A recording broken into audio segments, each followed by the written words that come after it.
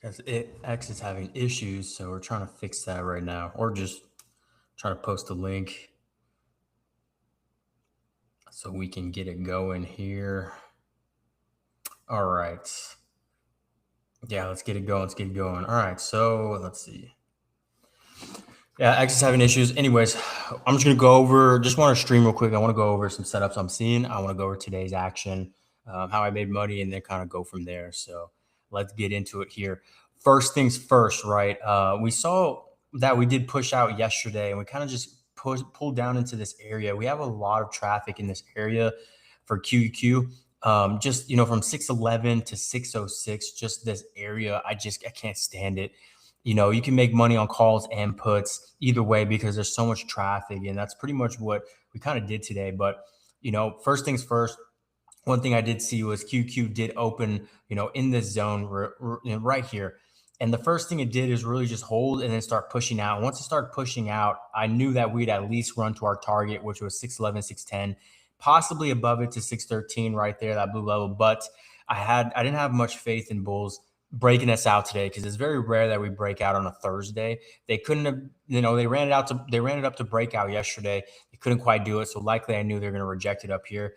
Anyways, we did take calls that open for QQ and we did blast up into, our 610, 611. And, those calls went from like $100 to 180 plus. So, 80% plus, and that was kind of the first move that I was looking at right there that, wasn't too bad there. It was a really good win as we kind of was just low volume, kind of staying in place. But I knew, I told the team I'm trading live, you know, don't push it up here, sell it up here. And if we can roll up, then we will for the next move up. But, let bulls kind of prove it to us that they're serious up here. And to be honest, I didn't think they were. And of course, I knew that if we end up rejecting up here, it's going to be, puts are going to work for a move all the way back down. So that's pretty much what I was kind of looking at there as far as I would say that move. So another thing is I also played Amazon. Amazon was at open again, opening outside of this flag and kind of a breakout there. And, we did end up playing this and it was a little bit of a faster play as we broke out above that 215, ran to 217. Then after that, just kind of ended up pulling down. So on the hourly, you can kind of see it right there. Played that and the contracts held decently for a minute or two as far as, just letting them run a little bit and they're holding, gave multiple, exit entries I was able to trim. And then the rest kind of just let either stop me out above buy or whatever. And just kind of sat back, was not going to try and press it or do anything kind of crazy there. Was just kind of watching that to see what happened. And then the third trade was NVIDIA. After that, NVIDIA, we did see rocket at open into our 187, 186, but we ended up playing the puts. And this hourly red candle right here is what we played.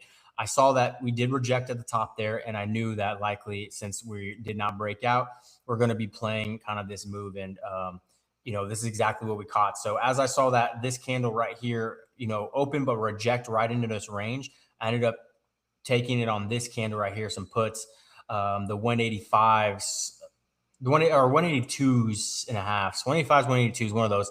Either way, we're looking for a move straight down into 185 into this area, and it did exactly that. Ideally, the 184 level, blue level, which it ended up touching perfectly right here later in the day. So we went weeklies, of course, and that was the move that we're looking for, and we got it, perfectly. That hourly just reject out. So this was just one of those moves where, we ran into Rio Cap zone right there, Rio Cap supply, and I just had to trust the zones and run in there with some puts and know that we're going to get a nice rejection out. So we got exactly that, as I was really looking for. After that, I was kind of just in chat, just kind of talking around, not really doing anything. Was in Discord, talking members or whatever, just chatting a little bit. It was very sideways action. A lot of this was sideways action. We did see SPY and QQ kind of come down a little bit more than push back up, then just kind of range, basically flat at close. And then, of course, after hours here, we are seeing, us finally pull down more. So very, very, funny that they waited all day for after hours to finally get some really good movement. And I don't mean funny in like a haha funny, just like it sucks that they do that, but it happens. So it's all good. Tomorrow, what I'm looking for is likely SPY is going to try and make it down here to I would say 666, 667. No, just these demands down here, 669, 668. It's at 671 here after hours. We're already in this area. I knew likely we'd hit 672. We hit 673 today, and then now after hours, we're at 672, or right now 670, but we hit that 672. So yeah, I would say likely we're going to be kind of creating a big kind of daily gap if we're going to be opening up down here. We have a lot of support in this area for now, and we're going to have that gap above. So one thing I'm going to be looking at is, trust me, I want to play puts, but if we gap down and we have this gap above, likely, and they try and range this, and likely calls are going to work, cheap calls for the move right back up into, close area, or just, zone to zone, right? Because if we hold this demand down here and we have a gap literally in this range like this as shaded, then we're just going to push right back up. And so calls will end up working, and or wait for that to close. Then you could probably take some puts for a rejection back down. Regardless, likely something I'm going to be watching, a lot of range here, but all good. Same thing for Q. Q is down $5 at 602 right now. Likely that if we end up kind of holding here or maybe gapping down to the 600 level, we're likely going to come down to that 600 level for a retest. So likely that retest is going to be on the table for tomorrow. And probably well depends. Are we going to wake up and be at the level, or are we going to have some room to come down, or are we going to swipe it and then push right back up? I don't know. We will see, but it all depends on where we open up and pre-market. So we'll be taking a look at that as well. If we're opening above 600 there again, we got to be very careful down here, because we're going to be at bottom channel. We're going to be at the 600 level. We have a demand right there, and then we're going to be creating kind of a gap.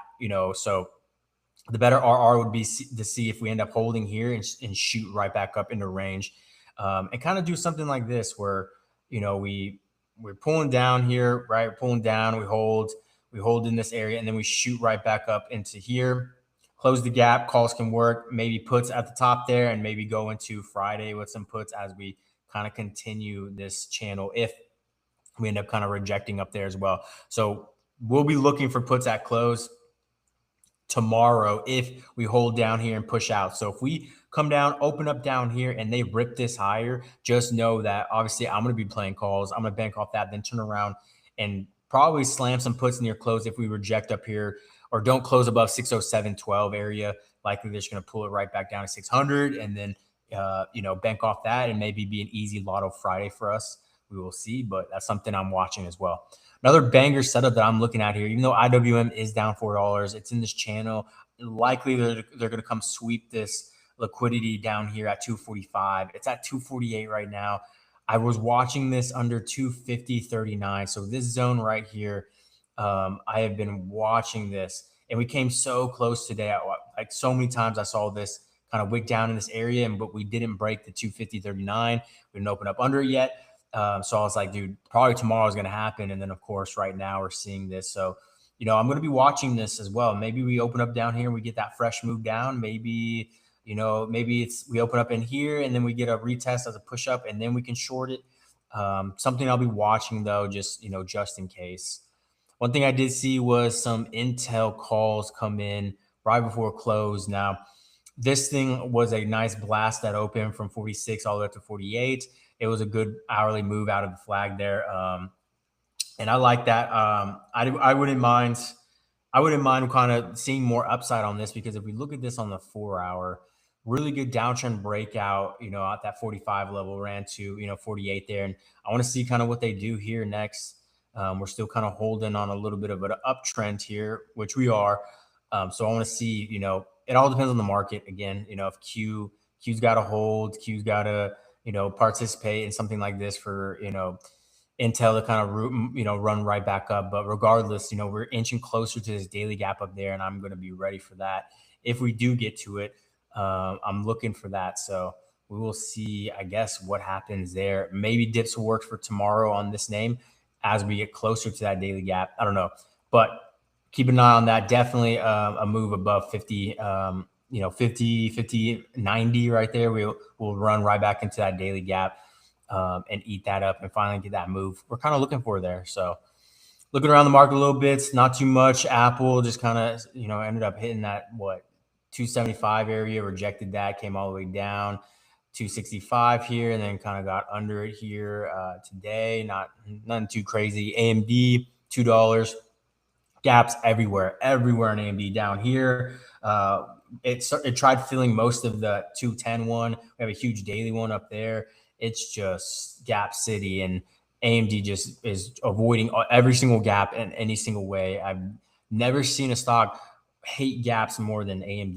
The moment it gets to a gap, it just wicks away and runs as far away from it. Not even like a little bit, not even like, all right, they're squeezing me, I can weather this. No, like it just runs all-time highs or just runs all-time lows. And you're just like, dude, what are you doing? It's crazy. Microsoft a little bit weaker here. Did reject that 411, 409. We'll see kind of what happens here going into tomorrow. Should probably retest that 400 level. Demands came very close, couldn't quite do it. Has a small gap sitting around 390 down here. If it can't hang on to that 400, we could easily see that kind of come down there. And I kind of like this. Hold on, let me look at this. I know it looks a little bit ugly, but I do kind of like this. Let me see what the lows are down here. Lows here. See, there we go. A lot of touching right here. A lot of touching. We're right there on that touch. Yeah, I mean, I don't mind this. I might be watching this for tomorrow. Downside possible if, it cannot hold above 400. It ends up losing that 400. That's a pretty decent level to lose. Hits 395, goes lower. I'll be keeping an eye on that just in case. Google was a good one at open here. It ended up exploding open and finally getting very close to that 312, 313. This is something we were trying to play yesterday as we got a break of 306, ran to 309, almost 310, and then it got a little bit higher there. And then, of course, kind of failing there. So one thing I always say that if it, looking for that breakout and you don't get that breakout, you can always play the downside, because if you don't get that breakout, then downside is definitely going to work. I promise you, I love playing those type of setups because it's true. Like if it's a failed breakout, then there's nothing better than a downside play than that failed breakout. There's just nothing better than that. So that's one thing I do look for. And I try and go for as well. So I'll be watching Google just in case. Maybe if we lose maybe 304 or just can't get above 310 again or 308. That's one thing I like doing as well. So we'll be keeping an eye on that or just watching that in general for tomorrow. So we will see kind of what they do with that. Moving on, Amazon here. Amazon, again, ended up failing that 216 level, ended up kind of reversing down here. We're very close to that fail of 210 there, and then kind of coming down into that range. So we will see what they end up doing here for likely to come sweep this liquidity down at 209, 208, 207. Again, failed breakout around 216, almost 217. Puts always do work when the failed breakout comes about. NVIDIA, again, we banked on NVIDIA this hourly red candle. This was a prime example of it failed to break out, and I knew it likely would because of QQ and SPY. So we ended up going puts. Usually I don't attack strength because this was one of the stronger names today at open. Usually I don't attack strength, but this was one of those times where, failed breakout, and I know we're coming right back down into range. So puts are going to work, and they did. They went over 50, 60%. And I thought it would be a smaller game, but, it ended up working out decently. So, not too bad as well. And we'll, continue to kind of keep an eye on that as well. So we will see what happens with there. Again, SPY QQ, they're trying to hold here on this. If we end up kind of closing down here and kind of creating like a smaller gap, which would be what, $3 gap, $2 gap, right back up to this close, calls are likely going to work. Maybe it's going to be a slow range again. I don't know. It's going to be a little bit tougher. So again, it's going to be a little bit tougher, but calls will end up working and pushing us right back up. Right. And then we could always, I would say, look to short or look for that and that next short or rejection at the top there. So definitely something we'll see if we can get there. We will see. So awesome stuff there. Pretty cool stuff. Let's see. All right. Game plans are set. Everything's posted to members as well. So if you want to get my trades, if you want to join the team, wap.com/Rigo Capital, join the team right now. Get access. Anyways, yeah. So things are getting a little bit interesting down here again. It looks like we're just ranging as much as we can. So if we come down here again, a little bit of like a head and shoulders. Do you see this? Like looking at Q, like V shape, head and shoulders here. Say we hold and blast out. I mean, it's getting, look at this, down, up, down, up. We know that every time we've been up here, risk off with calls. And then we know anytime down here, we're going to risk on with calls. The hardest part is just getting some decent strikes on SPY QQ and kind of timing that. Best thing I would say that if you don't want to time it too well or try and go for that, you could always go TUQ. TUQ is just like QQ, but a little bit cheaper on the contracts and they're weekly, so you don't have to worry about that too much. But something I will be kind of considering tomorrow as well, as things get pretty juiced out. So let's see what they do here. And let's see how well or if they hold here overnight. So let's go for it. Anyways, awesome. Just wanted to hop on here and kind of give you all some quick game plans, go over like today, and kind of see, how and what setups we can kind of find and kind of pick. I feel like we just got to cherry pick these, just be a little bit more selective here, and just trust the zones. I think in times like this where I'm like, dude, it's, some of these setups aren't really that great. We're looking for certain things. It's not really working out, failed setups, we're excited for one thing. It doesn't happen. One thing we could always be ready for and always lock in on is just trusting the zones, and trusting our levels really. And so if you don't know what the zones are, trust the zones. These are the shaded, red and green. It's RegalCap zones, pretty much sellers red, buyers green, and then we just go from there. So we got to trust the zones, especially, during market hours, got to trust the zones. Today was one of those where we're trusting the zones, right? Trusting the zones. So loving that. Let's see what they do. Let's see where they hold it. Again, we're right down kind of near support down here for SPY Q. If we kind of create that, that gap overnight, then it's going to be one of those where, we're likely just going to range it right back up and eat the gap. And so instead of looking for puts that are going to be juiced at open, you're going to be looking for cheap calls for that ride right back up into range.